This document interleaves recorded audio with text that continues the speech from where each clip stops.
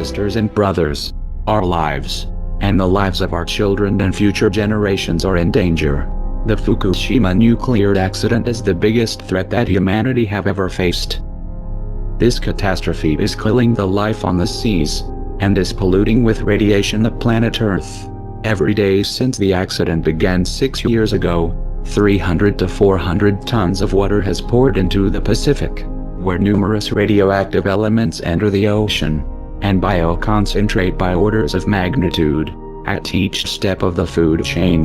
The planet Earth is being contaminated with poisonous radioactive elements, and as a result, the DNA of the living beings will deteriorate, accelerating the extinction of the species in the planet, including us.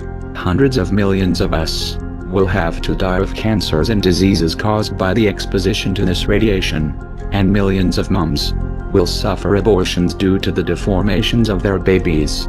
Humanity and all the life in this planet is in danger, and mainstream media, as usual, don't say a word about this important issue, and keep us distracted with irrelevant things. So please, help to spread this video, since people deserve to know what's going on.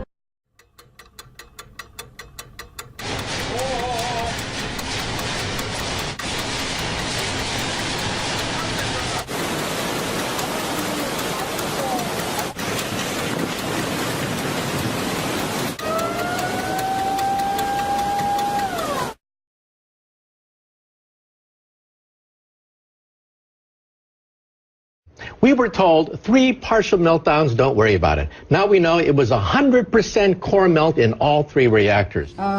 Japan is, by orders of magnitude, many times worse than Chernobyl. Never in my life did I think that 6 nuclear reactors would be at risk.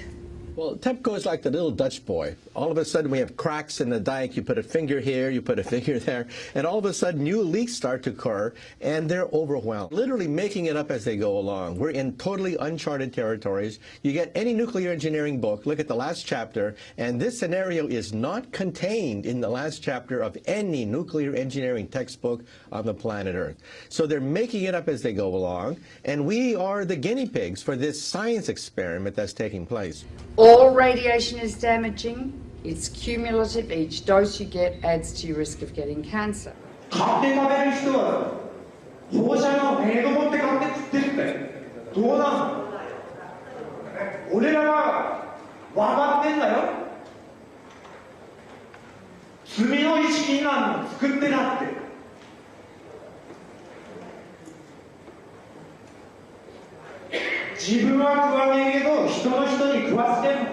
Within days of the Fukushima Daiichi catastrophe beginning, we were getting fallout coming down in rain in the United States, not in insignificant quantities. And also, of course, the seafood, not only does the ocean's currents bring the radioactivity this way, but also the sea life itself, the bluefin tuna, migrated from Japan to North America and carried the radioactive cesium in its flesh over here. Wow, not a good time to be eating tuna. The food chain remains contaminated for hundreds or thousands of years, and we'll start seeing lung cancer and leukemia, I think 2 to 5 years from now. And then solid cancers will start appearing 15 to 60, 70 years later.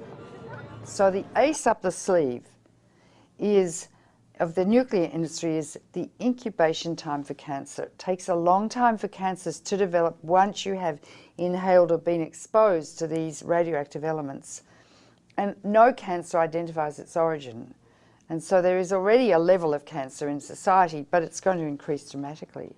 The problem is not really under control. It will not be under control for, it's estimated, between 40 and 100 years from now. There's no way to clean it up. They say 40 years, but they can't clean it up. They can't. And the site's still unstable and vulnerable to natural disasters. If there is another earthquake, a serious one, 6, 7, 8, or 9 magnitude, that would rattle all these 1,060 tanks. It would rattle the damaged cores, spent fuel, whose structures have already weakened. Yes. That's a potential very, very serious threat.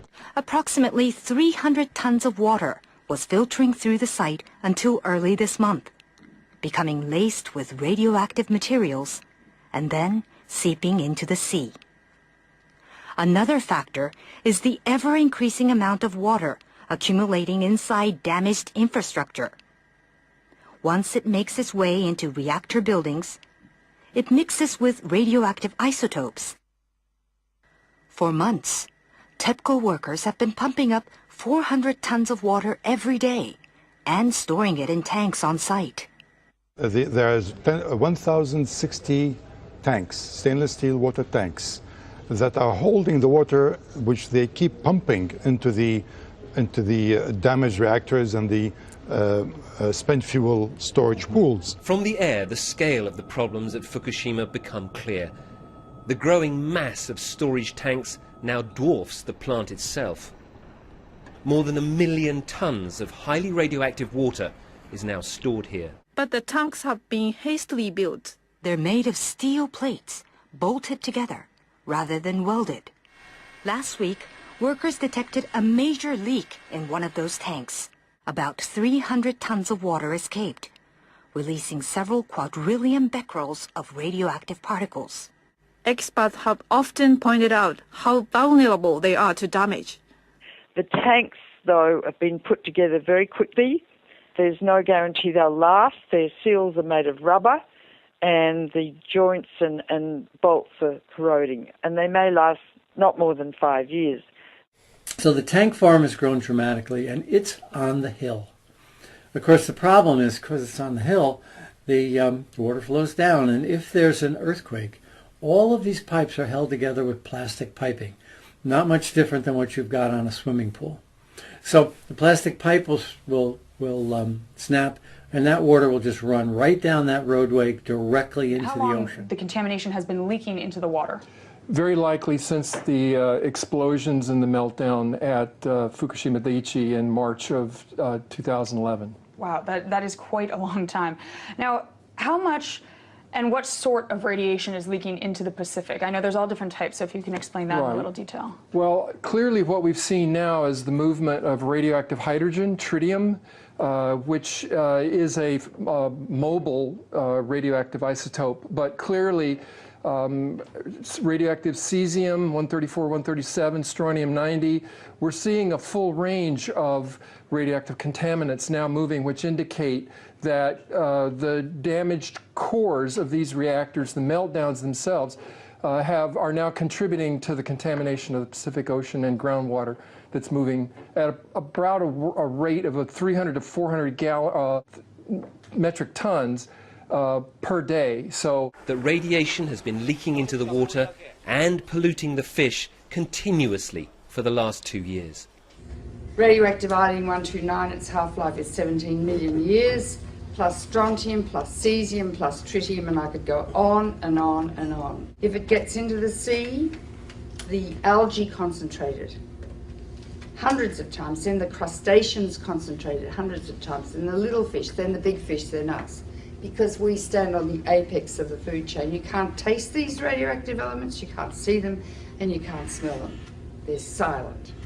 This graphic shows the gradual contamination of the Pacific Ocean due to leaks of radioactive water from the crippled Fukushima nuclear plant in Japan. The simulation, which was run by a German Marine Research Institute, shows the entire Pacific waters being polluted by radioactive water in just 6 years. We are dealing with diabolical energy. E equals mc squared. It's the energy that blows up nuclear bombs.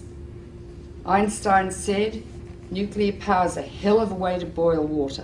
They need to remove those fuel rods from the pool because if there's another earthquake, Building 4 would go down probably, and all those fuel rods would be exposed to the air and they would burn. And they would release 10 times more radiation or cesium than was released at Chernobyl. Huge amounts, and pollute much of Japan and the Northern Hemisphere. So we're in a nuclear crisis at the moment. If there's another earthquake and Building 4 collapses, which contains the cooling pool with fresh fuel, I'm going to evacuate my family from Boston. So they've put a crane on top of that building, which is shaky anyway. And they're going to lift the fuel assemblies out one by one with the crane, and it will be done manually. Normally, those rods are removed by computer control with millimetres to spare. It's a very delicate operation. The fuel rods must be kept submerged and must not touch each other or break. Nuclear experts warn any mishaps could cause an explosion many times worse than that one here in March 2011.